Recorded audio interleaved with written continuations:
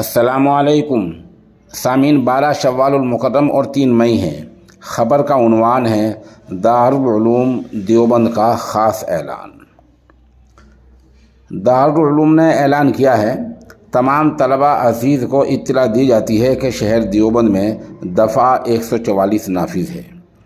دفعہ 144 کی پابندی ضروری ہے، اس لیے ہدایت کی جاتی ہے کہ طلبہ عزیز اس کی پابندی کریں، دارالعلوم سے باہر نہ جائیں، خاص طور پر بھیڑ کی شکل میں اکٹھے نہ ہوں۔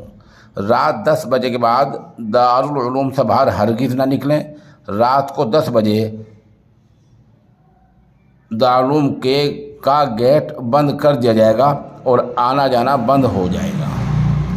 دفعہ 144 کا مطلب یہ ہوتا ہے کہ 4-5 آدمی اکٹھے ہو کر کہیں جاتے ہیں تو ان پر گرفت ہو سکتی ہے۔ آپ کو پتہ ہی ہے آج کل انتخابات جاری ہیں، اس لیے دفعہ 144 لاگو ہے۔